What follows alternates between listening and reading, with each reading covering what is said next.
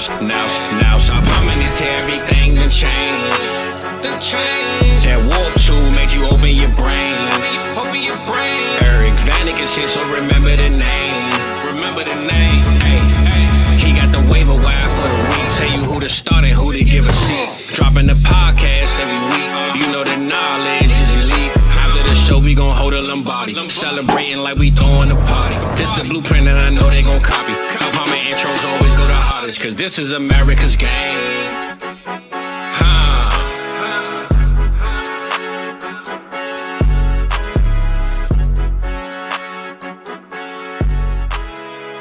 What is up, everybody? Welcome back to America's Game, episode number 32.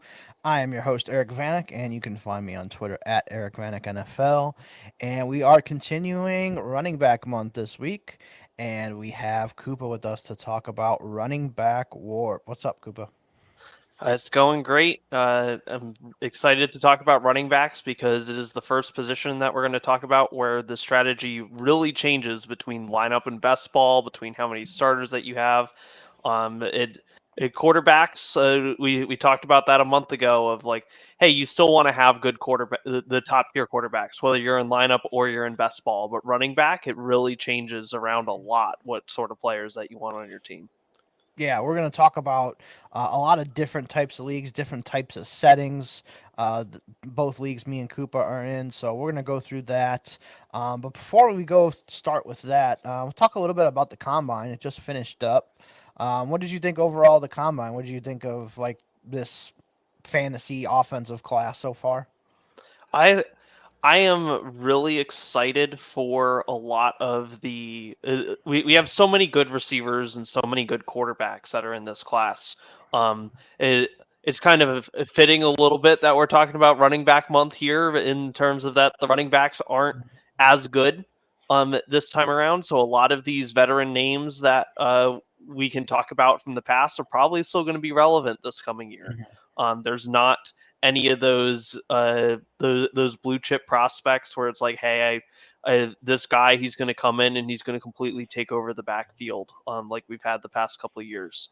So I really like to see though all those quarterbacks, all those receivers, the fact that there wasn't anybody, with the exception of like Keon Coleman, where I was like blown away in a negative sense.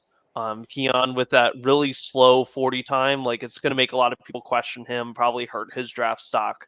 But just about everyone else that is supposed to be going in the first two rounds, either maintained their stock or shot it up from the Combine, which you really like to see. Just as a fan of players getting the draft stock that you want them to, players getting the recognition that you feel like they should. I always like to see guys going up. Yeah. With Keon, it's interesting that you brought him up because, like, he had like one of the fastest miles per hour at the thing too. So I don't know how much that's going to translate. I haven't really dug too much into the wide receivers, but he is one of the ones I'm definitely interested in checking out a little bit more. I just think at his size and that, like, I'm not like too scared off of his 40. Like, I'll still draft him. Sure, though I wish he was like in the 4.5s, sure, but still a good player. I'm not gonna completely rule him out or anything. So it's just one of those things that makes you want to go back and take a second look. And it's something with all these 40 times. Xavier Worthy got a 4.21, broke the Combine record. That doesn't mean he's now the best wide receiver. And realistically, it shouldn't change too much about him from where you were beforehand because we knew he was fast. Right. It's just, okay, now he's just the fastest guy that has ever ran at the Combine. Okay, maybe that bumps him up a little bit, but it doesn't vault him. It should not vault him up a tier of wide receivers. Yes. It should make him be like, okay, I can move him up towards the higher end of the tier that he's a part of. Mm-hmm. And you don't give somebody a double negative. Like, we already knew Worthy was fast, so we're not going to give him double points for being, the fastest ever. Same goes for Audric Estime for the Notre Dame. Like, he was slow, but we already knew he was kind of slow. He's a bigger back. Like, I'm not going to completely say, oh, no, I'm not drafting him now. Like, I expected him to be in like the high 4.5s, 4.6s, and that's where he was at. I think 4.6 something. Um, Mm-hmm. and he's a bigger back. He's like in the 220s. And if you watch him on film, like he's got good burst, but he doesn't have long speed. Like I'm not gonna double negative him for that. Give him 2 knocks just because it 4.740 or whatever he ran. So it goes both ways, and it's kind of like the last couple draft classes have made me really think about that stuff. So, on one hand, with the smaller guys like Devin the Chain, stuff like that, you look at him and you're like, oh, I'm not taking him. He's too small. Nobody's ever done it at this position. And I fell into that trap too. Like, I believed it, like everyone's talking about. And my opinion has completely changed on it. Like, the size thing, Keaton Mitchell's another one. Size, like, yeah, it matters, but like, when you're good, you're good on tape. Kyron Williams, he was good on tape. Everyone put fucking shovelfuls of dirt on him after his combine. And now look at him. He's a RB, 7 in Dynasty. So that's another guy. Like, you just don't put everything into the combine. Yes, some of that stuff matters, but not all of it matters. If you can play, you can play. Kyron Williams has proven that. Like I said, everyone put shovelfuls of dirt on him. So, But um, where you should really be looking at the combine numbers is confirming what kind of back you think somebody is, right. which is then going to become even more important with the team that they get drafted to. Do you think they're a good fit for their scheme? Do you think that they're a good fit for the other backs that are already there in that backfield? Because I don't think there are any prospects this year that you expect to go in and completely take it over and Mm-hmm. not be splitting time with somebody else.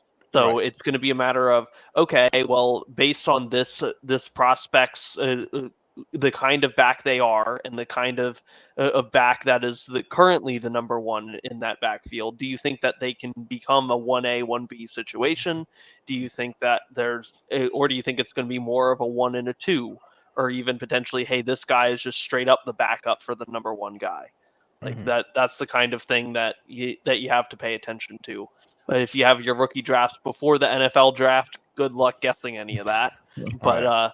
for everyone that has them after the NFL draft, that's the kind of stuff that you should really be looking at. Yeah. And then another thing that you mentioned too about this running back class, I agree with you that there's no like Brees Hall, there's no Jameer Gibbs, Bijan Robinson. I agree with that.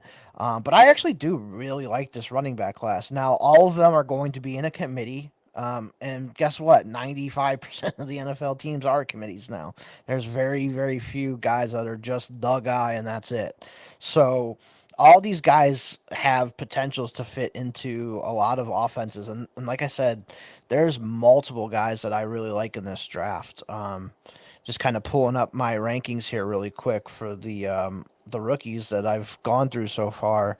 I changed my stuff a little bit after the combine, but I have 5 guys in my tier 1 right now, and I think they're all could be potential guys that are the first running back off the board, and that's Jonathan Brooks, Trey Benson, who was awesome at the combine, Blake Corum had a great combine, Jalen Wright had a great combine, and Marshawn Lloyd had a really good combine too.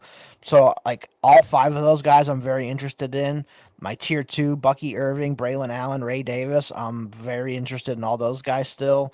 Bucky Irving didn't have the greatest combine; he wasn't super fast, but I didn't really think he was that fast anyways. I kind of thought he was really shifty, kind of like Devin Singletary was when he came out. That was one of the comparisons they gave him.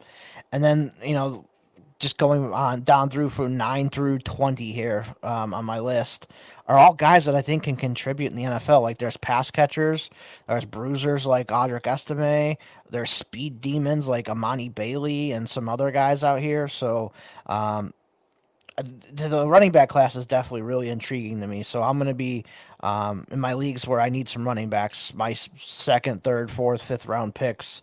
I'm going to be interested to get some running backs. I think it's important to have the perspective that you are not going to replace somebody on your team like a Derrick Henry, like a Saquon Barkley, like a Josh Jacobs. Like those guys are not going to be that. You're not going to replace that kind of fantasy production on your team. What you're going to be able to replace is the guys that split a little more, like your Jalen Warrens, your Najee Harris, your I would say Yeah. like your Raheem Mostert, except for that, I mean, Miami is just so good at running the ball that Raheem Mostert still did really well even when he was in a split backfield. And so like you have to just be aware of what level these prospects are. They're going to be good for giving you that running back depth that you're potentially searching for. They just aren't going to be that absolute top tier guy that's going to fit into your lineup and really be that difference maker for you. Right. And then one more quick thing I wanted to bring up is if you look at anybody's running back ranks for the rookies this year, and you tell me, hey, I have Braylon Allen as my RB1, awesome. I'm not going to fight you on it because literally I don't think anybody has a clue of what the right RB rankings are for this one. It is so like absolutely wide open. I don't remember a year that it was like this in quite a while. So, I'm going to listen to everybody's RB ranks and their RB takes. And if somebody has, Will Shipley RB1 or Ray Davis RB1, I'm not going to fault you for it because I have no clue either. It's really hard to kind of pick who the RB1 or 2 is. Just kind of watching some highlights and films on these guys, I've kind of made my own decisions, just kind of backs that I've seen be successful in the NFL and what it looks like. I'm usually a pretty good tell on that, so take it with a grain of salt of where everybody has their running back ranks, but I think it's going to be all over the place. And I think when it comes draft day and everyone thinks, oh, Jonathan Brooks and Trey Benson, they're going to be the first two guys off the board, and then they're like RB 7 and 8, like it wouldn't shock me at all.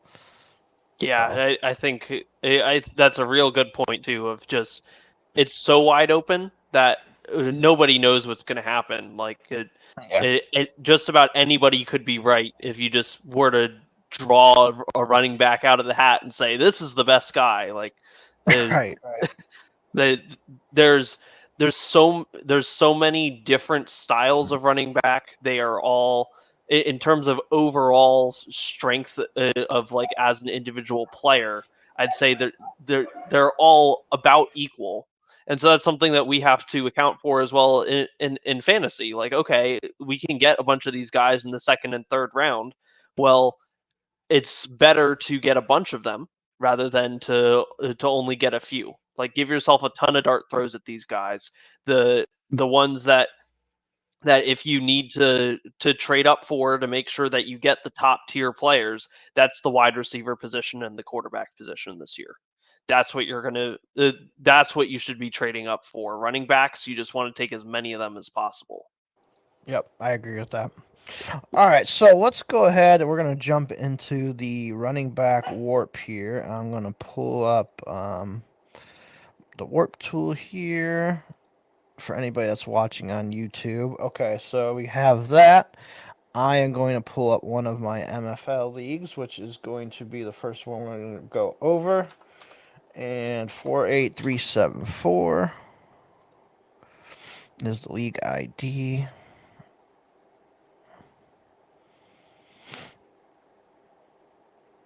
Okay, then we're going to calculate the WoRP. So this is a standard league. So yes, they still make standard leagues. This is the only standard league I'm in. So no point per carry, no PPR, anything like that. So this is just your regular standard league with just yards and touchdowns. This is start 18 because it has IDPs in it.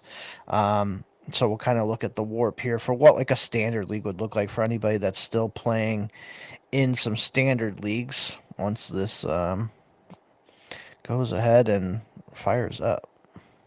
Yeah, the one thing about the MFL with the WoRP tool is it takes a little longer to calculate for that just because of how the MFL APIs work and stuff like that. Gotcha.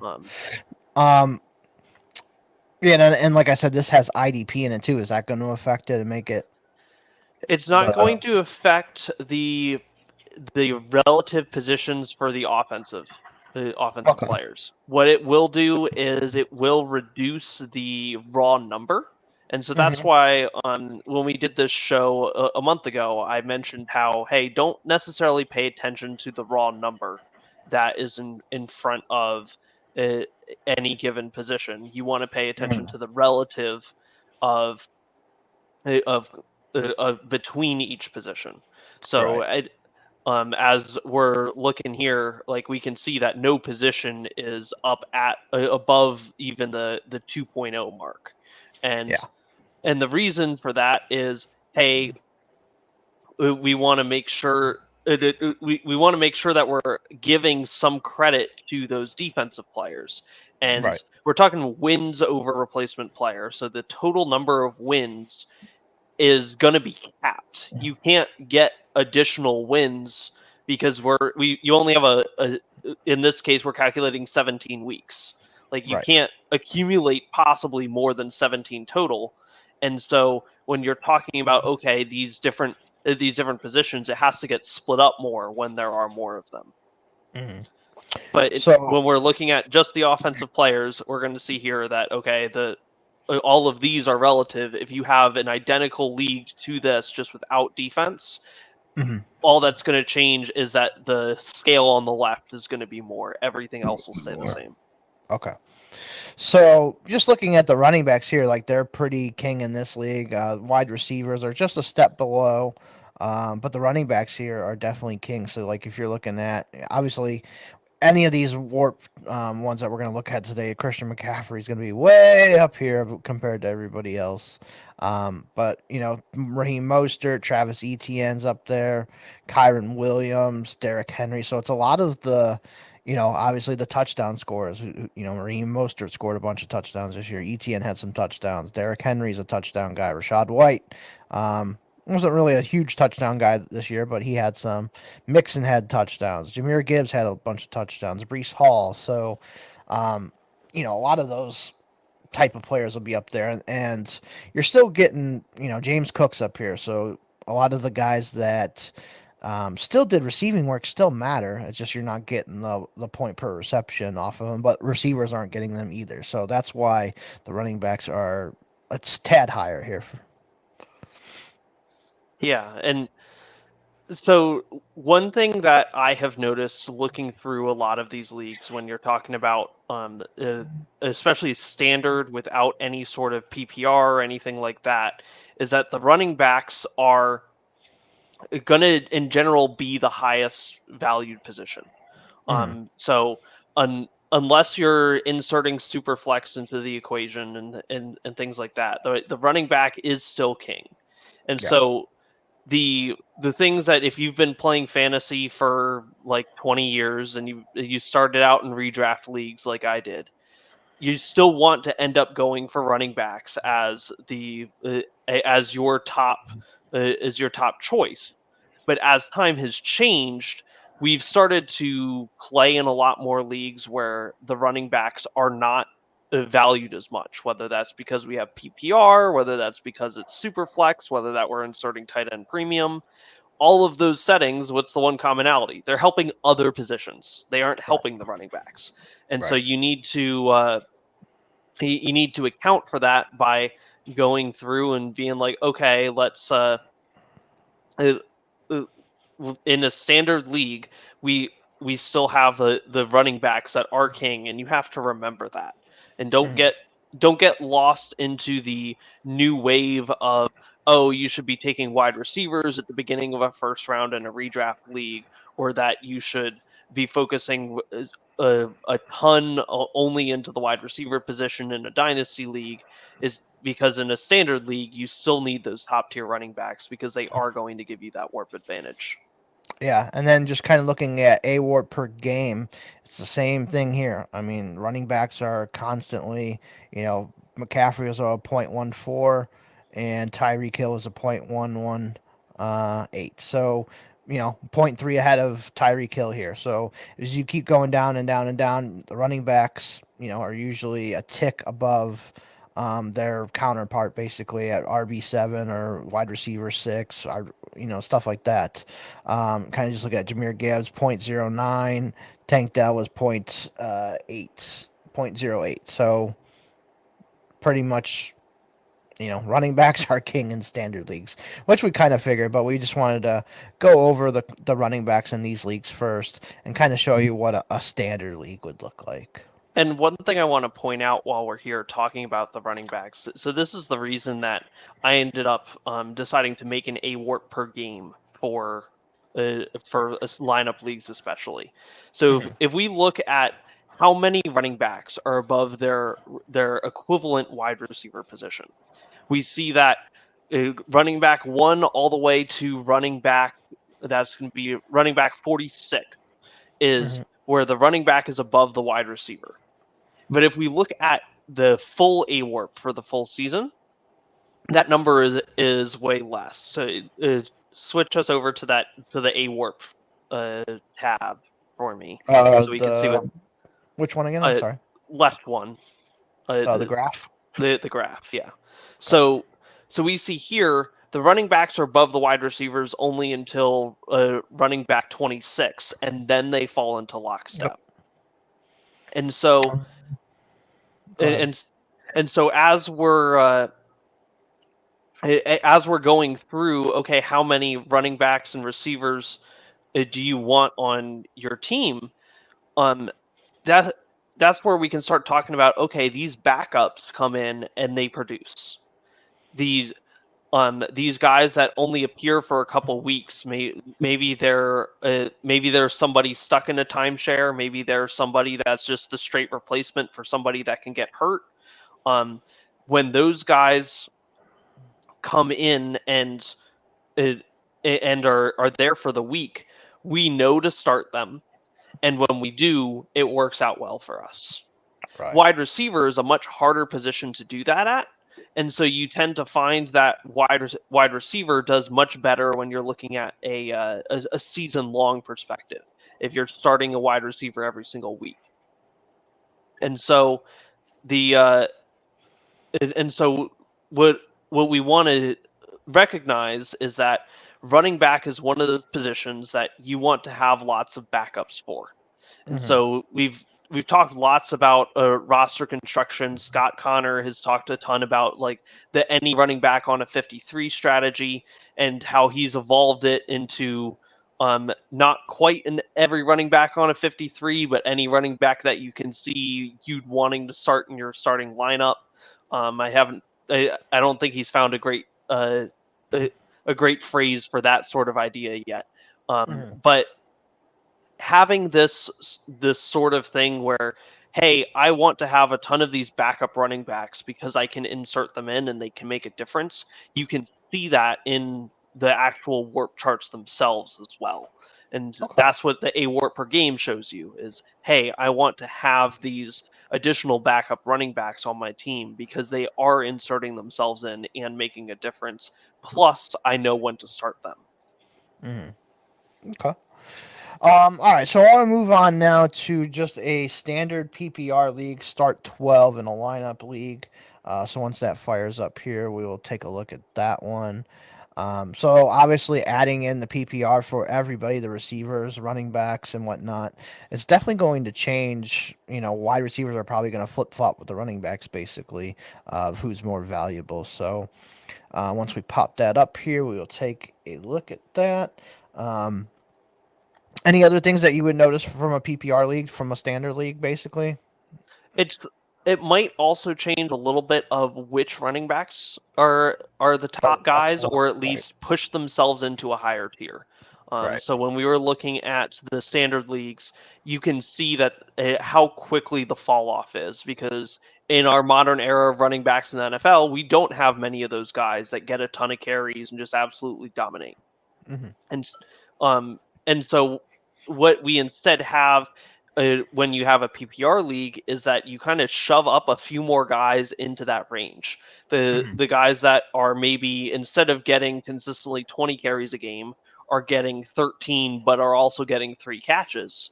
Those guys are now going to push themselves up into that same realm. And so you're going to see a little bit of a larger top tier before it starts to get into more of a flat range at running back. Right. And then this is also a 2 PPR league, so that's why the tight ends look a little higher here. I'm going to pull them out for now. But it's a super flex league, pretty standard, just standard PPR, other than the tight ends there. So, as you can see, the running backs and wide receivers basically flipped here, and then obviously with the super flex, quarterbacks are going to be valued a little bit more compared to the running backs. But if we look at some of the names here, like you were mentioning, ETN was up here, Kyron's up here, Brees Hall, he had a huge PPR season. He had like 76 catches. He moved up to RB5 here. Rashad White had a good PPR season. Jahmyr Gibbs had a good PPR season. Mixon was decent. Kamara, obviously, always a PPR guy. Derrick Henry, he was more up here where Brees Hall and Gibbs and White were, and now you look at him and he's RB10 now in the PPR rankings. Saquon's up here. James Cook moved up here. Pacheco, Bijan Robinson. So we have all those types of guys up here in a standard PPR league. And like I was talking about, the receivers basically flip flopped and took over as the king in this league. So you see, with there's no like point per carries or point per first down, it's just straight PPR. I'm always going to value the wide receivers more than the running backs. Yes, and especially when you start talking about Dynasty. Now that the wide receivers are dominating over the running backs, not only do the wide receivers score you more points, they also last longer in the NFL. And Right. so, as a result, you want to invest much more heavily into the wide receivers. And so, your running backs, you start really getting into an okay, can I get away with a hero RB strat where you only have one good guy and then you're just tossing in whatever backup in for that week? Or can you get Right. away with a zero RB strat where you don't have anyone good, you just have a ton of backups and you're hoping you fill enough over the course of the season? Like Mhm. you can start to do that a lot more in a PPR league because everything else around the running backs has been boosted, which makes the value of running backs much less. Right. Right. Um, and then we'll take a look at the AWARP per game graph here as well on these guys. Take the tight ends out. And it actually brings up the running backs pretty closer to wide receivers if you look at it as an 8 WAR per game. So that's interesting. Why is that showing it that way? Because in a similar vein, where in the standard league we saw that the number of running backs that were above the wide receiver line got pushed up. Hmm. Because we were having those guys that come in, you know when to start them, you know when they're going to do well. You see the same thing in any sort of AWARP per game when you're looking at a lineup league. The running back line is going to get raised up, Okay. and that's just because if you start looking down the list, you're going to see a bunch of backups in there. You're going to see Yeah, um, Mostert, Kamara, it, Zamir so White. Here's Zamir yeah, White, so you got a Zamir White in there. I'm Taylor, Montgomery, looking as Cook, well. Bride Robinson, Bijan, Pollard, A Chain, Jacobs, Ken Walker, Connor. So as you push a bunch of these backups up into the range where hey, they're Mhm. giving you something good for a week or two, All right. and a week or two is going to be very helpful in terms of the per game stat because we're only looking at a sample size of 1 or 2 weeks. But when you look at the AWARP graph tab, that is doing the entire season. Right. And so those running backs that only played for 2 games, they're going to be way down low. And the Hmm. running backs that played for 14 games because they missed 3 weeks because they were hurt, well, those guys also aren't going to be up as high because they missed 3 games. Right. It's much more likely for a wide receiver to play all 17 games or at least have those explosive weeks that even if they miss a couple, they're making up that higher warp value. Right. And so a warp per game just brings in more total more total numbers of players, which kind of pushes up that running back line a little bit. And so then you don't see as much of a difference. But Right. even so, in your standard PPR league, we still see that the running back line is below the wide receiver line. And Right. so that is a big sign of yes, you still want to invest in the wide receivers to have the most impact on your team. If Hmm. you I have seen leagues before where in the full AWORP, it looks like, oh, the running back is ever so slightly below the wide receiver. But then when you go to AWORP per game, now the running back line is above the wide receiver line. Mm-hmm. And so when that happens, that would be a scenario where, okay, I want to invest a little bit more into my running back position, and especially in having a lot of these backup type players that I know are going to do well, or maybe they aren't going to be guys that aren't going to be as solidified in their room, because I know I'm going to know when to start them. Right. And that's the important thing to understand about running backs and lineup leagues. Running back is the position that running back and quarterback, you know the most on a week-to-week basis of when to start them. The wide receivers and tight ends, they're highly variable. And so what you're going to want to be doing at those positions is starting the same guy every single week. Whereas running back and quarterback, you can kind of rotate them around, especially if when you don't have the top tier assets, and you can do really well predicting that as a fantasy manager. Right. Okay. All right. So we're gonna switch over now. We're gonna take a look at a best ball league, and we're gonna start adding in some more different settings that we can look at. So this is a league that both me and Koopa are in that drafted this off season. So let's calculate the warp on that one. And this one is a start 11 league. You get 0.5 for first down for rushing and receiving. It is 0.25 per carry, and it is a 1 point for PPR. And it's a best ball league. So this is our first best ball league that we're going to take a look at here. Take these tight ends off for now. As you can see, this running backs and wide receivers are pretty dead even here, so you can kind of go either way on them. Well, I'm looking at the AWORP per game graph on that one. But even still, if you look at the regular AWORP graph, they're pretty neck and neck here. And so you'll see, especially in best ball leagues, that they're going to be much closer for both of them. And that's just because when you're talking about the number of running backs that have the potential to make a lineup, are you actually capturing the warp? You're and same thing with the wide receivers. You're going, because it's best ball, you have your full roster. Whereas in a lineup league, you don't have, you're only starting however many are in your starting lineup.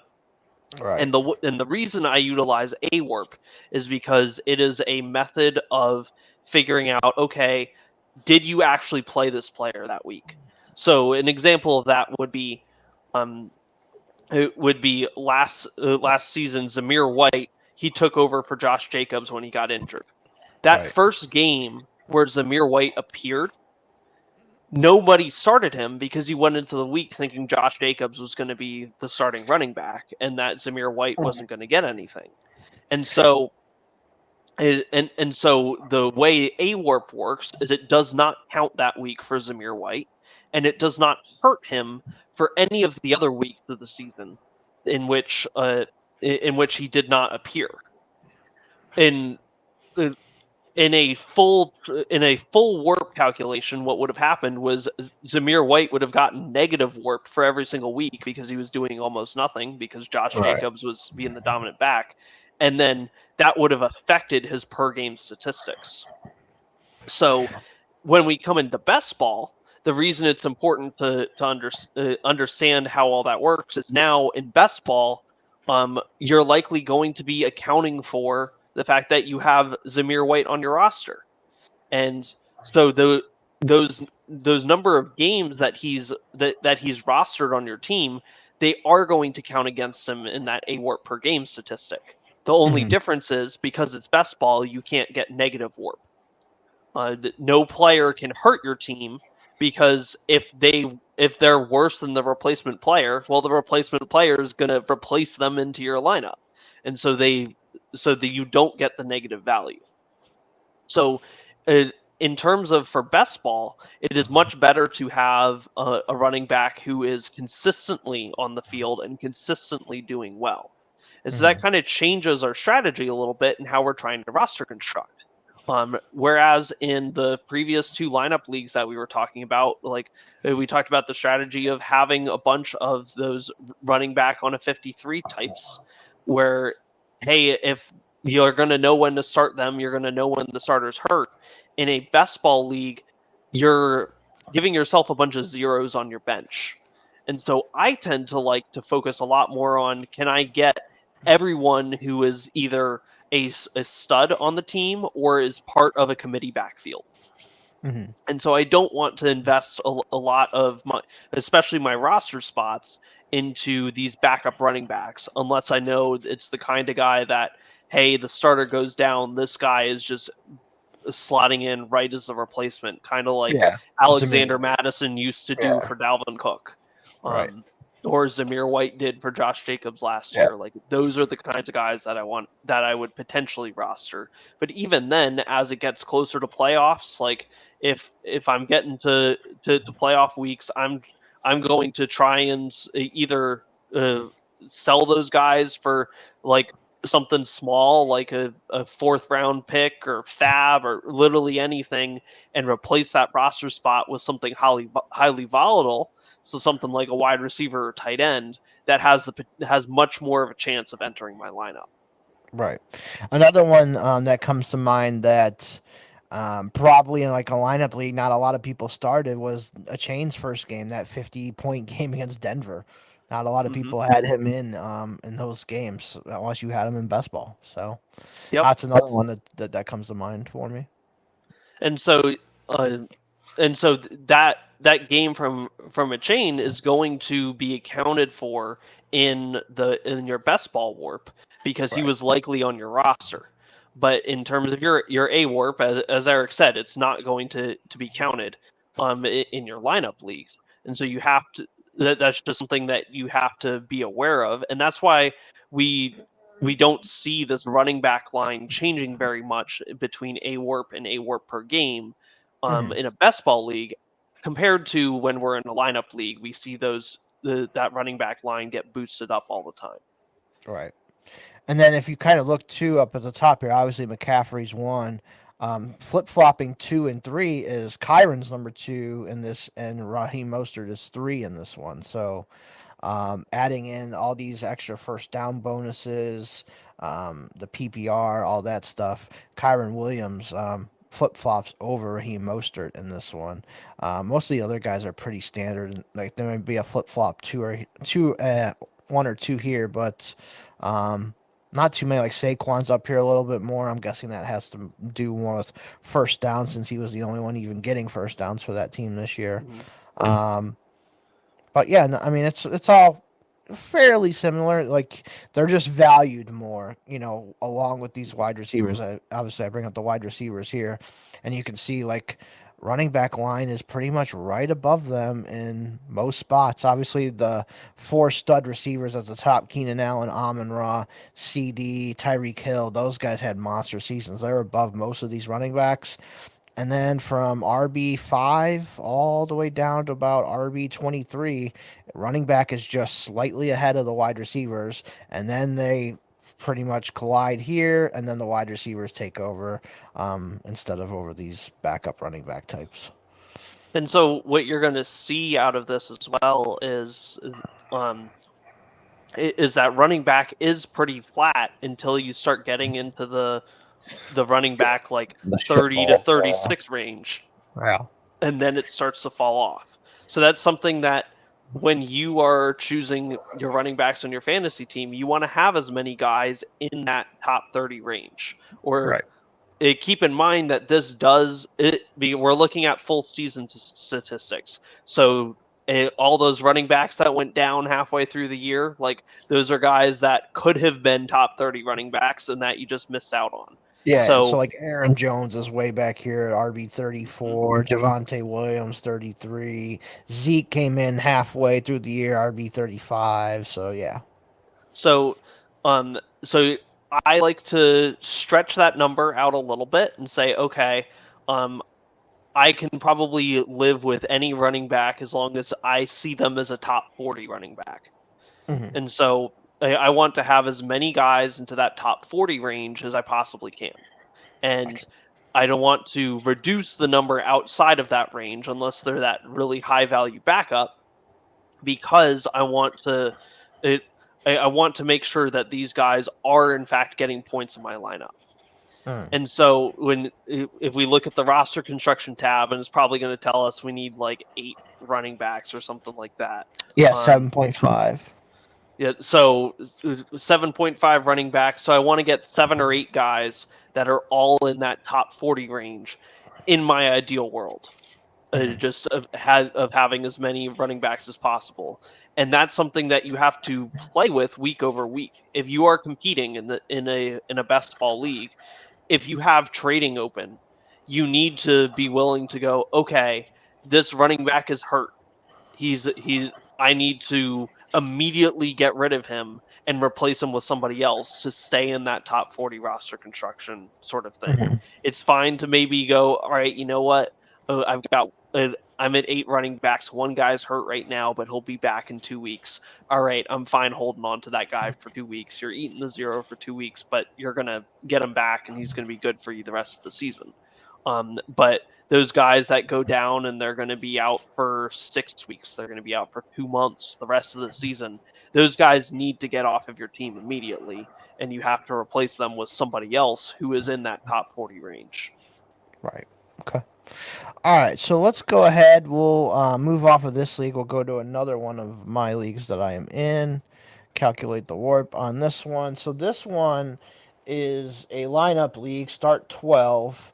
It has a 0.1 first downs, 0.25 per carry, and a regular 1 PPR league. So take the tight ends out here.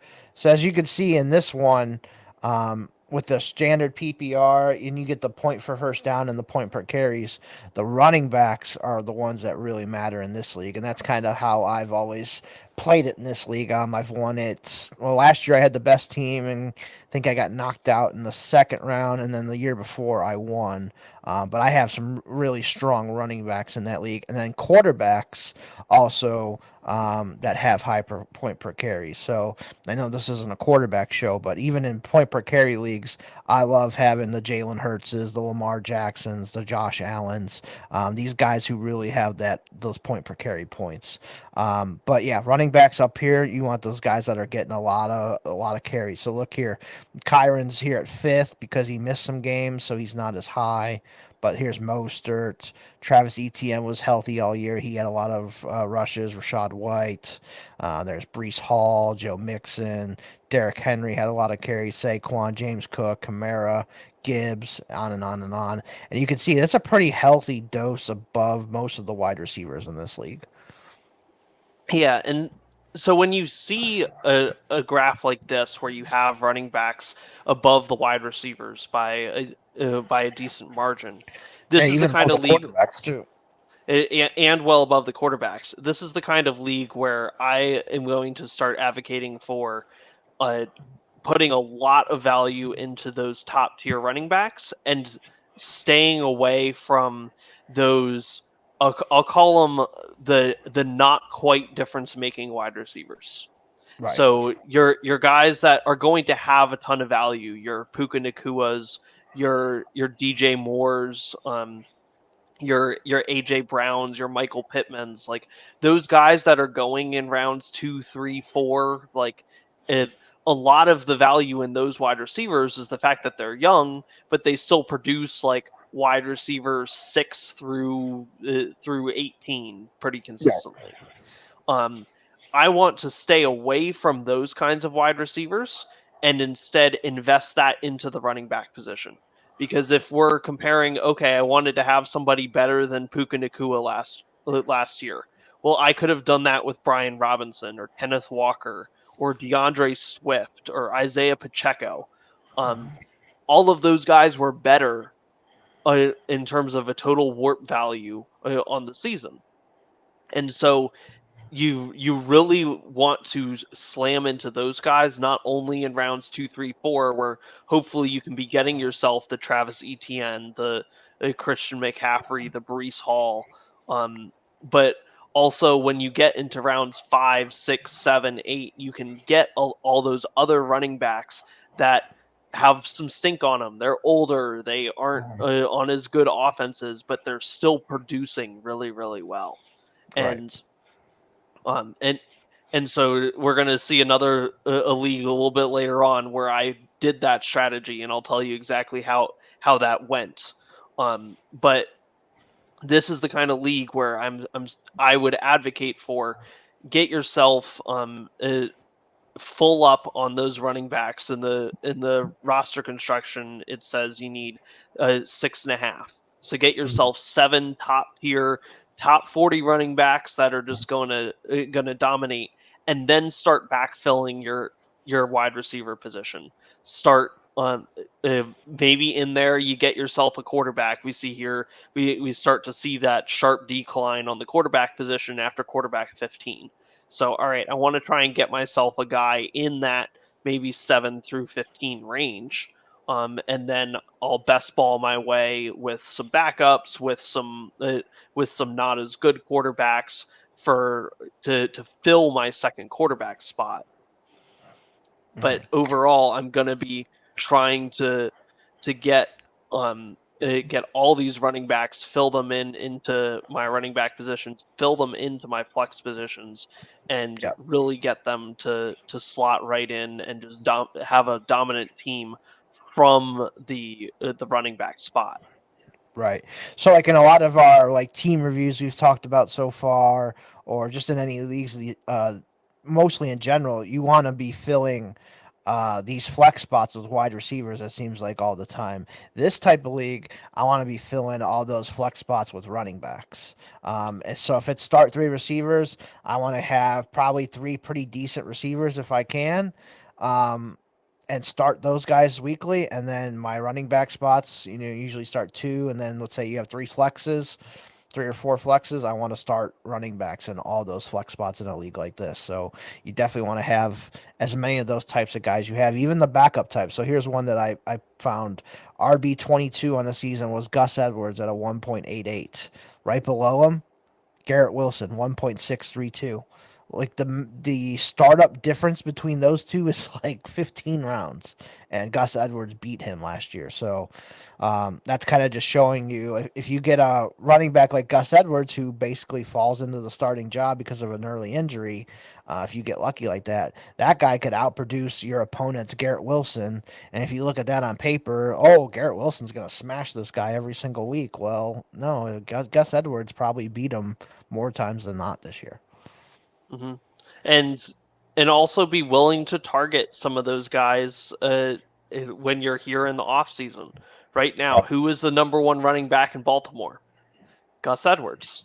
Right. Like, as much as you might want to say J.K. Dobbins, he's going to be coming off an Achilles injury. Like, he probably won't be taking over that backfield, and we might see another year of Gus Edwards doing really well. And it's not like Gus Edwards was some world beater by any stretch. It's just he was out on the field, he was getting a bunch of carries, and he was kind of I'll call him the 1A on the offense, even though he was kind of used more like the number 1 running back. Just they just always had a Keaton Mitchell or a Julian or a Justice Hill in there to spell some carries, spell some catches, things like that.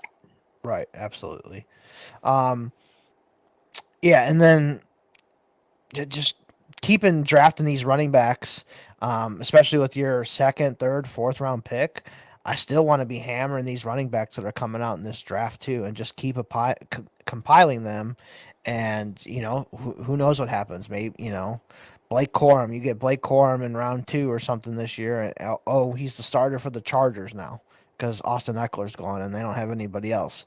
Blake Corum with your second round pick that you weren't expecting to really get much from. Now he could be up here. He could have a Kyron Williams type season where, Blake Corum is the guy. So I want to be taking as many of those running backs in these leagues, because if you're taking wide receivers in round 3, 4, 5 in these leagues, they're probably not going to be starting for you, at least not the way that I want a roster construct. So I want as many darts as I can at these running backs and see if they get a spot start here or there because of an injury or whatnot. So in these leagues, point per carry leagues especially, I want to be just round 2, 3, 4, 5. I want to be hammering those running backs in the rookie classes too. Yeah, for sure. And you want the only thing you have to watch out for, because it is a lineup, is you don't want to wait too long to get yourself your wide receivers. Right. Yeah, that Um, too. so there is a little bit of a balancing game that you kind of need to play based on what your league market is and the dynamics of the other managers. If they are avoiding running backs like the plague, you uh, you I would advocate for getting as many running backs as fill up your starting lineup, but then don't go overboard. Don't be like, oh man, they've already taken wide receiver 40 off the board, but they're leaving running back 20, and I've already got 7 of them. Mhm. That's not going to help you out very much, because you still need to fill those starting lineup spots, Right. and so you need to have some good enough players to be able to do that and not be taking zeros or 1 point games or things like that Right. with a consistent basis. And the difference between, like, say, wide receiver 12 here was Devontae Adams, 1.89, and you go over to wide receiver 36 was Drake London at 1.30. So that .5 difference, like, between 12 and 36, there's a lot of guys in between there. So it's not like, it's such a massive difference between there. Like, I can be okay having my 3 receivers from 24 to 30 here. Like, I don't have to have, like, yes, it would be nice to have one of these guys up here that's doing 3.2 like CD Lamb. But I think I can be okay with having like 3 of these guys in here, like Jordan Addison, Jacoby Myers, Rasheed Rice, and then while still having these running backs up here in the higher ranges, the Brees Halls, Kyron Williams, Rashad White, stuff like that. For sure. Yeah, So, it's all of roster construction is always a balancing act. right. The whole point of roster construction is I cannot have the best guy at every single position. So who is the best guy at each position to have?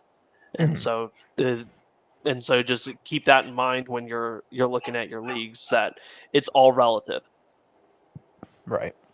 All right. Next league we're going to move to is one of your leagues that you wanted to talk about. So this is the South Harmon Dynasty Degenerates League. I'll let you go over the settings and all that for this one. Yeah, so this one, it's almost the same as the last one that we looked at. In terms of what it's going to look like on the warp charts, so it is a .3 point per carry. It has a half point rushing for first downs. It also has a .25 receiving first down, and then there's also a 1.5 tight end bonus, which means it's like 2.5 points per tight end catch. And so you've got a decent amount of bonuses, but they're heavily weighted onto the running back position. Mm-hmm. And the last thing to know is that this is best ball. Okay. So unlike in a lineup league where we can easily rely on, okay, I can stash a bunch of these random like backup running backs and then plug them into my lineup when they're starting that week. In best ball, you don't want to have that, and especially with the extreme roster construction that I went to in this league. So when I initially drafted this league, we drafted in January of 2023, and I went with the crazy strategy of my first 9 picks were 8 running backs and 1 quarterback. Okay. And um and what that ended up getting me was my team has Bijan Robinson, it has Brees Hall, it has Christian McCaffrey, Josh Jacobs, Javonte Williams, James Conner, David Montgomery, Kenneth Walker. And so Wow. I got all of those running backs to plug into my starting lineup, and because it's best ball, I know that I'm going to always have those good guys in there. If any of them fall flat, I ended up going over by a couple more spots over the course of the season. I also accumulated a Chuba Hubbard onto my team, and so those guys were going and filling my lineup spots. What I was able to do on the flip side is to completely best ball every other position on my team. So Okay. my quarterback room was Geno Smith, Derek Carr, Sam Howell, Jake Browning, Joe Flacco. So going into the season, I had two guys, Geno Smith and Derek Carr. Everyone else I either traded for, picked up off of waivers, etc. And I was very aggressive with that. So I spent a lot of fab getting the backup quarterbacks over the course of the season. I missed out on a couple guys that I wanted to get, but you can hear I got Jake Browning and Joe Flacco. It went pretty well for me over the course of the year. I think I picked up Sam Howell in a trade somewhere, if I remember correctly. And so as I'm going through the season, that's where I'm investing the fab, because I know I just need bodies there. And then what I did at the wide receiver position and at the tight end position is I just overloaded like crazy. So when I first read off this wide receiver room, you're going to think this sounds like the worst wide receiver room ever. But I've got Amari Cooper is my number one. And then I have Michael Thomas, Adam Thielen, Zay Jones, Nelson Aguilar, Brandon Johnson, DJ Montgomery, Bo Melton, Darnell Mooney, CJ Tillman, Cavante Turpin, Devin Tompkins, Tim Jones, Jacoby Myers, Calvin Austin, John Mechie, and Michael Gallup. I just read off like 16 or 17 wide receivers there. Right. But because I had so many running backs, I only needed to fill the 4 starting wide receiver spots that I need in this league. Right. And so having that many wide receivers, I talked earlier in this podcast about how the wide receiver position is volatile. And so when you're in a lineup league, you want to have the top tier guys because their volatility is going to spike really hard and the floor is going to be much higher. Well, in best ball, you can rely on the fact that the spikes from those wide receivers, even if they're really bad, are going to be in a decent range. Right. And so if you have 17 really, really crappy wide receivers, then you're able to just throw them all at the wall, and some of them are going to have a good week. So to give you an idea of that, I ended up winning the championship with this team, with those horrible wide receivers. And my team in the championship week that I won it was Bo Melton, Jacoby Myers, Adam Thielen, Brandon Johnson. All right. Wow. That was the wide receivers that week 17 won me a championship.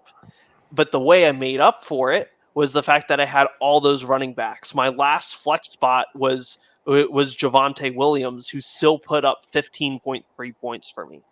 Yeah. And so it's making up the difference.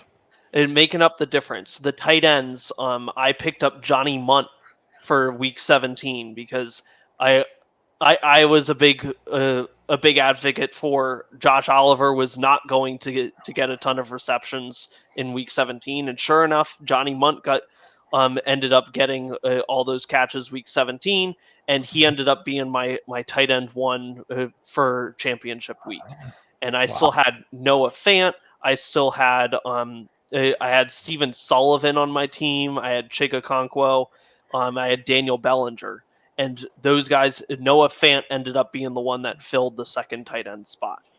Okay. But I had, between that tight end room and that wide receiver room, outside of Amari Cooper and potentially Jacoby Myers, like, there's nobody there on my team that you would even consider taking before like the 11th or 12th round of a startup. Yeah, absolutely. But I made this team work because I knew in best ball, hey, those guys are going to fill in, which forced me into I'm going to get a bunch of these running backs, because running backs are consistent week over week. You know that when they're going to do well, when they aren't going to do well. And as the season went on, if I lost a running back, I traded him away and got a replacement. Right. And so that's something that when you're in a best ball league, when you have high running back WoRP, you have to be prepared to make those moves. And they may not feel the best to be doing them at the time. They may, you may be like, man, I'm trading away a good future asset in order to just get some running back points right now. Like, that just seems Right. wrong. But that's what you have to do to try and win a championship in this kind of league. Right. No, that's a great point because you lose a running back there for the season, and you're gonna probably have to trade him in a league like that because in a best ball league, he's just sitting on your roster collecting dust and a zero for you every week. That's taking away one potential person that you could have starting. That could be a starter in your lineup if they score. They have a big week or whatever. So that's a good point. Yeah, and especially with my strategy of going to the extreme, where I went super heavy into running back, and everything else I was kind of just playing, throw a bunch of guys at the wall, and enough of them are going to stick that that'll be fine. I needed all those extra roster spots. I could not afford to have 4 injured running backs on my bench because that was 4 wide receivers or tight ends that were not going to be able to make my lineup. Because they were filled by running backs. Mm-hmm. Absolutely. Anything more on this league that you want to talk about before we look at our last one? No, I think we can move on to the last one now. Okay. All right, so this is going to be another MFL league of mine that I need to pull up, so it's going to take a second here. ID is 16810. So this is another fun league with like IDP, really crazy scoring and bonuses. It's got I couldn't even tell you all the defensive bonuses, but like defensive tackle is like one of the top positions in the league. So for running backs though in this league, it is 0.20 for each yard, and it's 2 PPR for the running backs. This is a start 35 league. It's like 90-man rosters with a 10-man taxi, so this is like a crazy league, but it's only 8 teams in your division. It's like a college football league where each team is a college team as their team name. Oh, I didn't click calculate WoRP. I need to do that. And then, it's a full IDPs. You're starting like 5 safeties, 4 corners, 5 linebackers, 5 defensive ends every week, on top of all your offensive positions too. So I just kind of wanted to look at this one at what a crazier type of scoring league would look like with 2 PPR for running backs and 0.2 points per yard for running backs as well. So once this calculates, it might take a minute because there's so many different options and settings for this league. So it might take a couple minutes for it to populate. But it's a really fun league that I got into a couple years ago. The draft was super fun because you're like just picking and picking and picking so fast because only 8 teams, so your team just looks absolutely loaded. The rookie drafts every year are really fun too because you're just getting guys. Some of these defensive players are going in the first round just because of the settings in these leagues. So like linebackers, defensive ends, these stud defensive players that come into the league might pop up into there. So let's take a look at the running back WoRP here. Take away all these positions we don't need. So actually, running back, wide receiver is pretty king here with a lot of their bonuses. Obviously, with a 2 PPR per catch, those wide receivers are going to be up there. But the running backs are even better than the quarterbacks in this league. So it's actually pretty crazy. McCaffrey, obviously, still way up there. Travis Etienne's up there. Breece Hall is 3. Rashad White's 4. Kamara 5. Raheem Mostert 6. We haven't seen Mostert down that far, so it kind of just shows you, these guys that are getting a bunch of catches like Breece Hall, Etienne, McCaffrey. Those are the guys that are king in this league at the running back spot. Yeah, and what's interesting to look at in this league as well is what is the relative value. So you have Travis Etienne as your running back too, but then if you're trying to find the equivalent wide receiver, the equivalent wide receiver is George Pickens at wide receiver 25. So Right. before you've even gone, we know how hard it is to predict who's going to be the the number one or like an RB1, like a top 6 running back year over year. We know next year it's probably going to be Christian McCaffrey if he stays healthy. And then everyone else, like a lot of people could give you 5 different names for who the next 5 most likely to be a top 6 running back are going to be. Yeah, But absolutely. we also we're pretty good at predicting, hey, these guys are going to be top 20 wide receivers year over year. Like if you ask a bunch of people who's going to be top 20 wide receivers, you're probably only going to end up with 25 or 30 different names. Right. And every single one of those top 20 wide receivers is going to be better than the number 2 running back. Yeah. So we've talked about it plenty of times. WoRP is all relative and giving you the relative values position to position. This is the kind of league where you punt running back extremely far. You go heavy into those defensive players that Eric was talking about. You go heavy into the wide receivers. Even in this league, you go heavy into the tight ends as well.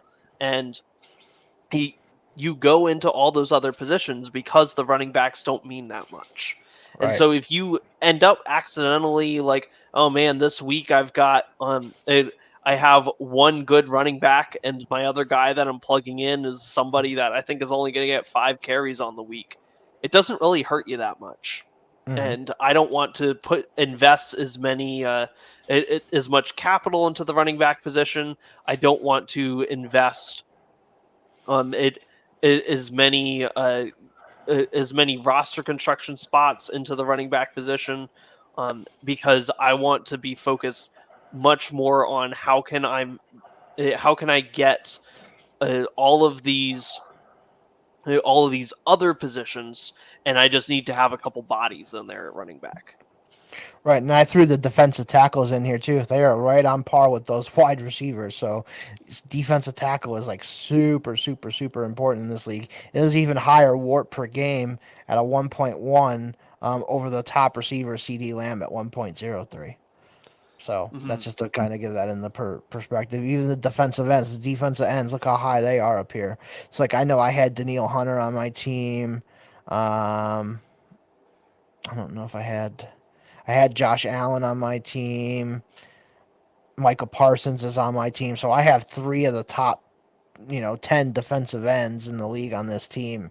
So those guys were carrying me a lot this year with the defensive ends. So just kind of looking at how it is relative to your league, what you should be valuing. Like, so if this is your startup, I want to be hitting these defensive ends, defensive tackles, wide receivers, before running backs and even quarterbacks. Like I could be fine with just starting, Kirk Cousins, Baker Mayfield's down here, while I'm drafting high, making sure I'm getting these stud receivers. Because I think he starts 7 wide receivers, so I want to get as many of those guys as I can. If I can sneak in a Christian McCaffrey because he's such a massive difference, then yes. But other than that, like these running backs are all pretty much flat. Yeah, and so if we look at the table, you can see the overall rank of any player, and I just sorted it, but where I'm only looking at running backs. Travis Etienne was the 141st best player in this league. Wow. There's 140 guys that were better than him over the course of the season. So looking at that, looking at like just how long it takes for running backs to be valuable. Like if you were to redo this startup right now, like I might not take a running back until round. This is an 8-team league. So keep that in mind when I say this. But I might not take a running back. Think about taking a running back until round 20. Right. Yeah. Because you're right. There's so many other positions to get, and so many other guys that are going to actually make a difference to my team. That I need to just go through all of those positions and get those guys onto my team first before I even start thinking about, oh yeah, I need to fill that running back slot. Yeah, I mean quarterback and then running back; those are the 2 least valuable positions in this league. Yeah, and I think that this is such a cool league to end on, just from the ridiculousness of it. Of that, the quarterback is the least by far. Running back is so far down that we're talking about like you get everything else first. Like this is the kind of league where where kind of like what I did in the previous league, where that best ball where I went all running back and I got enough quarterbacks and then I ignored wide receiver and tight end till the end. You can kind of do the same thing here, except for just ignore running back and quarterback till the end. Right. The only thing to watch out for is like, oh, hey, at quarterback, I might not want to like completely box myself out, and I need to put somebody into my quarterback starting spot this week. So you don't want to like not have a starting quarterback. Right, exactly. But if you guys haven't done so yet, make sure you go onto the southharmonff.com website, and you can sign up for this same exact warp tool that we're using right now. It's $6.90 per month or $69 for the year. You can sign up for that right now and start looking at your leagues. This is a good time to start doing it. Look at your leagues in the off season and see, hey, where do I need to move my roster construction to in my leagues? And this tool is going to help you out tremendously in doing that. There's also the Mind Warp series that Adam and Scott Connor did. 25 hours of video that you can go through, and they teach you all about the warp tool, what you should be looking for, how to use it, for different settings and leagues and all that. 25 hours of content just there as well. You can get that along with your warp tool as well. So go ahead, southharmonff.com is the website, and you can go ahead and use that warp tool for any of your leagues. And right here you got the mastermind behind it, Koopa, pretty much breaking it down for you on all these leagues that we went over today. So appreciate that, Koopa, quite a bit. Yeah, and I want to add on one other thing as well. If you get the warp tool, I also, as part of that subscription, you also get access to the simulator that I have. And so I have the simulator updated now for the 2024 season. Yes, you might be like, how do you possibly know how guys are going to be doing in 2024? There are rankings out there. People are already saying these are the guys you want for the 2024 season. That's what's incorporated into that simulator, and that can help you get an idea of even now, right? We're looking at what is it? Almost 2 months before the NFL draft, where you can know, am I in a mode where I could compete this upcoming season? And that can really help you figure out whether veterans are at their cheapest right now. The young players are at their most expensive, but maybe you have a team that is that is close to being able to compete, that you can make a couple moves that right now and get yourself into a really good position that nobody's going to really expect for another like 5 months. Right. Is there? Oh, go ahead. I'm sorry. Go ahead. Oh, I was going to ask, is there? I'm guessing you probably don't have it yet. Maybe in the future, but is there a way to like, maybe we could import people's projections? So like Mike Clay always does projections, and you can kind of pop his projections in stat wise, and that can kind of compute out a warp based off of those projections. So I don't have that currently, and part of that is because of how warp in terms of predicting for future years is very difficult. So warp is heavily impacted by the number of players that are injured over the course of the season, that are injured on a weekly basis, things like that, and also the high variance. So I could take the projections from anybody and plug those in, and that's part of what the simulator does. Is the simulator goes through and it takes it uses the Fantasy Pros expert consensus rankings. And it builds, wide receiver 1 is this player, wide receiver 2 is this player, and wide receiver 3 is, and it matches all of those up. And but in terms of how the back end actually works, is it doesn't care who is number 1 or number 2 or number 3. All it does is go, for this simulation, wide receiver 1 is going to score 25 points in week 1. He's going to score 9 in week 2. He's going to score 24 in week 3 and 8 in week 4 and 5 in week 5. And then after it's done all of that simulation, then it goes, oh yeah, who was the wide receiver 1 again? Oh, it was Tyreek Hill. All right, so we're going to assign all those points to the Tyreek Hill owner. And then it goes through it and does that again for wide receiver 2, and then 3, and then 4, etc. Gotcha. Okay. But if you try to calculate warp off of that, you get something that is so highly variant that looking at any individual player doesn't help you out. Right. I have gone to this in the past, and I've actually made some preliminary results. I did this about a year ago, and I found that it actually wasn't useful because either it was so highly variable that, like, oh, what's the reason that Tyreek Hill didn't show up on the warp chart at all? Oh, it's because my simulation had him getting injured week 3, and then he didn't play the rest of the season.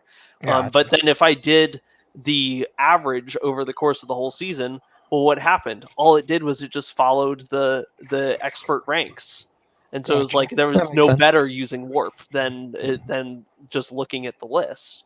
Gotcha. All warp, what warp is good for is looking at, okay, do I want wide receiver 1 compared to wanting running back 1, or do I want wide receiver 1 compared to quarterback 1? Those sorts of decisions, that's what it helps you with, and then you're free to use whatever ranking you want. You can use Fantasy Pros ECR, you can use your own ranks, you can use Mike Clay's ranks, you can use any of the South Harmon ranks that you can do any. You can use anybody's that strikes you as I like their decision making, or if you don't like theirs, you use yours, and you just plug the names in. And so that's part of what I love about the warp tool is you're looking at, okay, I want as many guys that are in the wide receiver 12 to 24 range. It doesn't matter who is in the wide receiver 12 to 24 range. It doesn't matter whether your wide receiver 12 to 24 are the same as mine. But we both know we're playing the optimal strategy because we're both targeting the same types of player. Gotcha. Okay, that makes sense. Perfect. All right. Well, that is going to be it for this one. Talked about the warp tool. You know where to get it. South Harmon FF. You ready to do America's favorite game, and then we'll get on out of here? Yeah. All right. So I'm gonna have two for you this week. Um, so the first one that I'll come up with a running back one. Who was like your favorite fantasy season from a running back? If you have one. So this goes back to my very first season playing fantasy football was 2007. It is Okay. always very easy for me to look that one up because all I remember is in the 6th round of my startup, this is a home family league, I was like, who do I want to get on my team? And I was looking at my team. I was like, I need to get a running back. I looked at the running back list and I went, oh, there's a rookie. It'd be fun to have a rookie on my team. And I clicked the draft button on Adrian Peterson. Yeah. And so I ended up winning my very first fantasy league off of getting Adrian Peterson that rookie season way later than I probably should have. And Okay. That's a good one. and so that Adrian Peter and so then year after year after that, I loved drafting Adrian Peterson because he was the guy that won me a championship, and then he helped me win many other championships after that too. Right. And so I will always think back to what's my favorite running back season. It's that Adrian Peterson rookie year in Rookie year 2007. one. Yep, that's a good one. I loved Adrian Peterson coming out. I wanted the Browns to take him, but obviously they took Joe Thomas, which worked out pretty good too. But speaking of that, Peterson's first game as a rookie was in Cleveland, and he fucking tore us up for 100 and some yards, a couple touchdowns. My favorite RB season. So I think it kind of goes hand in hand with yours a little bit to where you're young, you're in your teens or whatever, so you're just like a big football fan. You don't really are so hardcore into fantasy, kind of like we are now. So the one year I had Priest Holmes on the Chiefs. That one year he went crazy, and I also had Travis Henry for the Bills, and he also had like double-digit touchdowns at that one year, and it was just crazy having both of those guys on my team every week. It was like Priest would get 2 or 3 touchdowns, and Travis Henry would get 2 touchdowns, and those guys just kind of led me to the playoffs that year. So that one always comes up to me as one of the ones that I really really remember. And then kind of more recently, I didn't really have him, but um, I remember just people making such a huge profit off of it. It was the year that Adrian Peterson, speaking of another one that you kind of rung my bell on it, was the year he tore his ACL, and then he came back the next year. So he was like falling to like round two because everyone was scared of him, and that's where he went for. Didn't he go for almost 2,000? I think he went over 2,000 yards and was going for the record or whatever. Um, I think that might have been the year he set the rushing record for 296 against the Chargers that one year too. He Hmm. was an absolute fucking beast that year. So yeah, there's a lot of good Adrian Peterson ones. Obviously, LT had a big year. That was another one that comes to mind. Sean Alexander had a big year. That was another touchdown type of year. Um, who was the other one I was just thinking of? Larry Johnson for the Chiefs. That dude was like the workhorse of workhorses, like 400 carries, something crazy. I Um, had a couple years in there where I really loved having Maurice Jones-Drew on my team. yeah, Just that's when he another was one. down there with the Jaguars, just like because even at that time it was like, oh, the Jaguars, like you're gonna get a bunch of Jaguars players, like that doesn't seem right. But no, and Maurice Jones-Drew was still going out there putting up real solid numbers year after year. Right. Um, Marshall Falk had a bunch of good years with the Rams there early on when I Hmm. started playing. Um, Yeah, Larry Johnson only lasted a couple years. Most people don't even remember him or even talk about him, which is crazy. Another big one that I remember that kind of came out of nowhere was that one year of DeMarco Murray with the Cowboys. Yeah. He went absolutely bonkers that one year. Um, Devontae Freeman, that one came out of nowhere that couple years. Hmm. So yeah, that's just a couple of different ones that I could think of off the top of my head. But yeah, definitely the Priest Holmes and Travis Henry one was one of my favorites when I was a kid for sure. And then our second America's favorite game. I know me and you both like racing, so let's do a Formula One question. Who is your favorite Formula One driver of all time, or either currently? So I got into Formula One kind of recently. So I Okay. started watching it over COVID. So Okay. basically, it's a 2020 that season. They were one of the first sports leagues to start back up.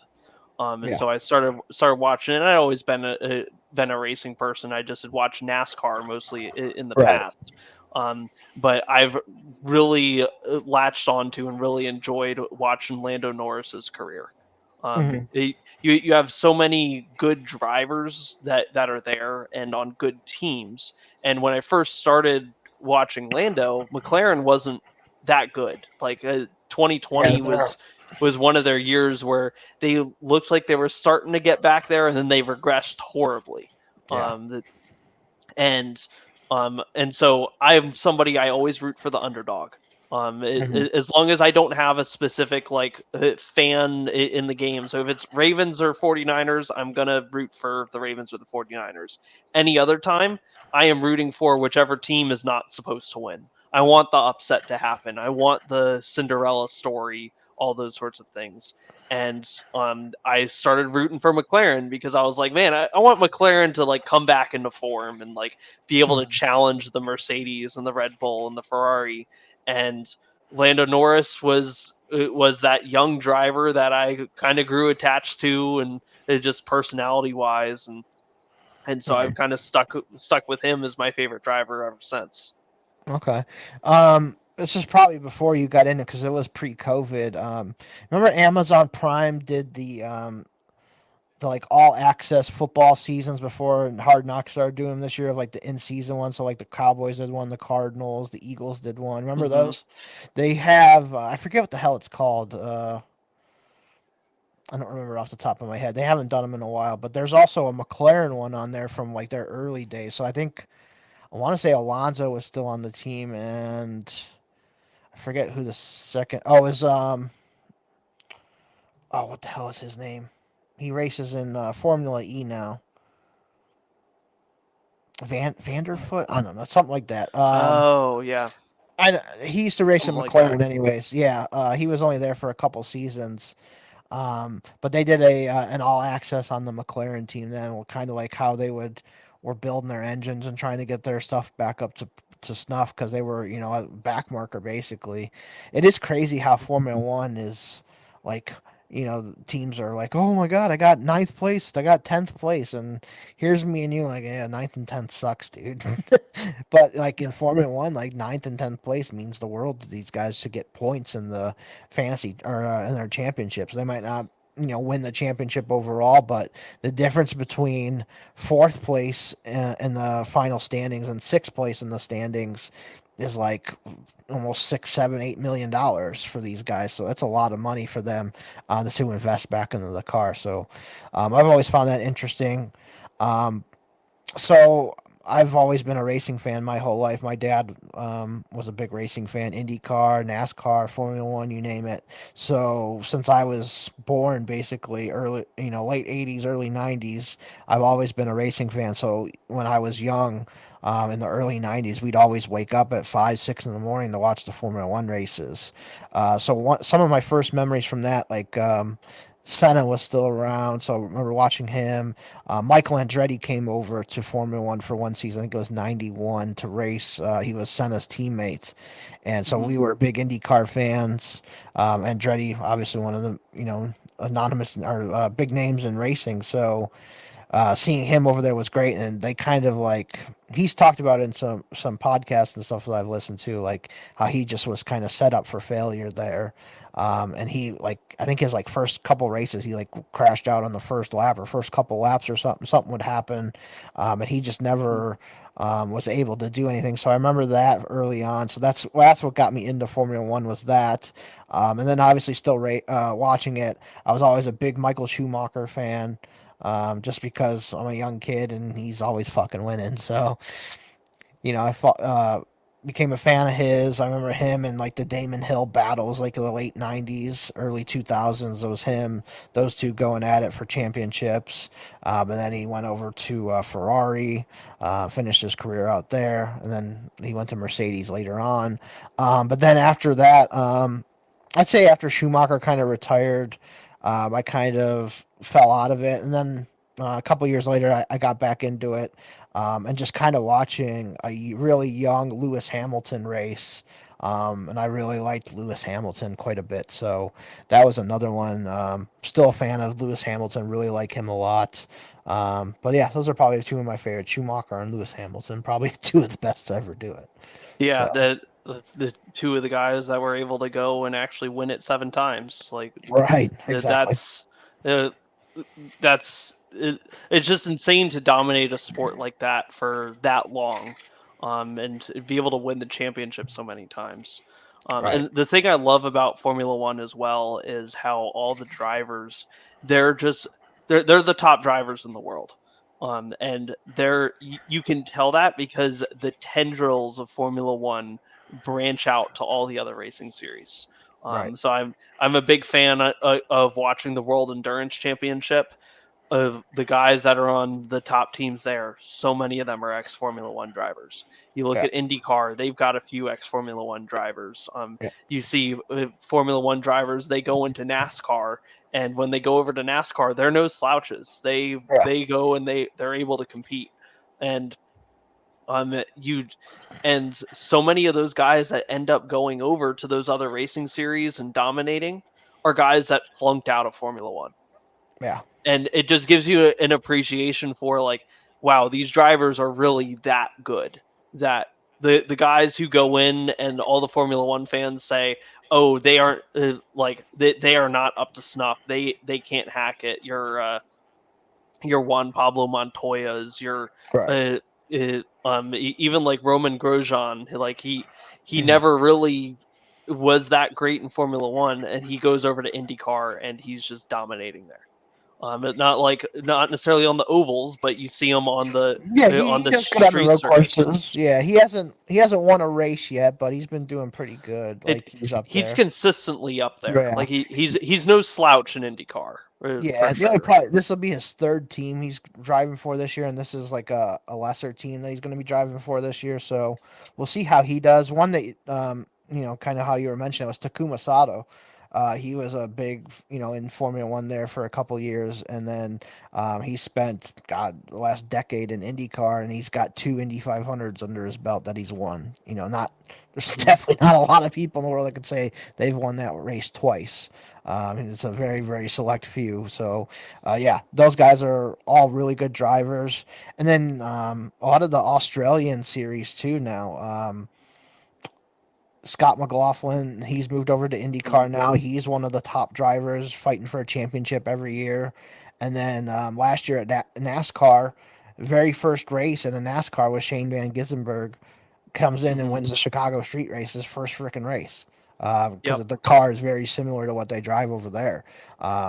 So like there's talent everywhere in all kinds of different series, and I'm sure, like you said, the Formula One branches out into all these spaces, and I'm sure IndyCar, NASCAR, same thing. Like there's definitely a lot of talent out there for sure. Yeah, I love seeing drivers race other cars and Yes. go to other series, compete. I was a big fan of when Jimmy Johnson moved over to IndyCar, just to see Yep. him not in NASCAR, because he also in Yep. NASCAR he went and won, I think it was 7 straight championships for NASCAR. He won 7 championships. I think it was 6 straight. Okay. It was like 6 in a gap and then the 7th or something like that. Yep. But to see him go over to another series, he never did as good as in IndyCar as I was hoping he would do. Unfortunately, he was only good on the ovals. Really, the road courses and street courses, he was terrible. Yeah, but I love seeing those drivers that go across series. It's part of why I love the World Endurance Championship and the IMSA Endurance Series. Just both of those have, especially it's so interesting seeing those ones as well because they're multi-class racing. You don't just have the same type of car on track. You have cars that are way slower than other cars on the track, and they're when the fast car is coming up on the slow car, they do a little dance with each other so the slow car can let the fast car by, because if they're blocking the fast car, they're slowing themselves down doing it too. So it's like mutually beneficial for them to let the fast car go by the slower car, because they're in totally different races just on the same track at the same time. And yeah, absolutely. I love seeing all of that, the balance between like the skill of different drivers. Most of the endurance series have the different driver classification levels. You've got your gold drivers, your silver drivers, your bronze drivers, and you can only have so many of each type of driver on your team. And like I love watching all of that stuff. It's all, and then you recognize some names, and you're like, oh, that guy was racing in this other series last year, or like, oh, some of the guys in the endurance series race in other series when it's not the endurance racing weekends, and so you're watching something else. You're like, oh, I recognize that guy. He drives in this car in this other series, and like you start to realize, like, as large as the sport might seem, it's one of those things where it's much smaller. Like the number of people that bounce around between everything, like it's really cool to see and just get familiar with. Oh, who are all these people? Like, what makes them good? What do they like? What are their styles? And you've got all sorts of different things. Where just this past weekend, Kevin Estra, who I associate with driving GT cars, won the hypercar race at the World Endurance in Dubai, in Qatar. And but I know him as he's really good in GT cars, and he's known as the king of the Nürburgring. They don't race hypercars at the Nürburgring. That is all GTs, and it's just cool to see people jump between all these. You call them different sports, but they're so similar. It's like it's almost like if there were equivalent NFL and the CFL and the XFL, like if they were all huge leagues, and then you just see guys like, oh, this guy was in the NFL last year, he's in the CFL this year, and man, he's able to do both. And it's that sort of thing that's just really cool to watch. Absolutely. Yep. All right. Well, that is going to be it for this week, guys. We'll be back next week with Christian. We're going to talk some of these running back prospects after the combine and kind of go over our rankings and talk about some of those prospects. So look forward to that next week. Appreciate having you on, Koopa. It's at Dynasty Koopa, right? That is correct. At Dynasty Koopa on X. Yep, follow him there. If you're in the Discords, it's Koopa Troopa 8. Or they're changing their names every day. You guys are changing your names every day. We're changing our names. I think my name right now is WoRP Guy, so WoRP it's Guy. pretty easily to figure it out who I am. Yep. So he's on there. At Eric Vanek NFL is mine on X, and then at America's Game Pod as well on there. Follow the South Harmon account at South Harmon FF. On X and YouTube. We can use all the likes and all that. Make sure you guys, on any of your podcast forums, give us a 5-star rating, leave a comment, review. That stuff all helps us out too, so I would appreciate that. But yep, thank you again, Koopa. Appreciate it, man. We'll see you here next month when we go over some wide receivers and tight end warp. That should be interesting as well. Kind of similar to this, kind of just depends on the setting, so that'll be pretty cool. Mm-hmm. Yeah, So. we kind of touched on it a little bit here, but then the focus will be on those positions, and maybe we'll be touching on the quarterbacks and running backs because, as I said, warp, it's all relative. It's all relative, yeah, exactly. So, all right, guys, appreciate you chiming in for this one. We'll see you next week.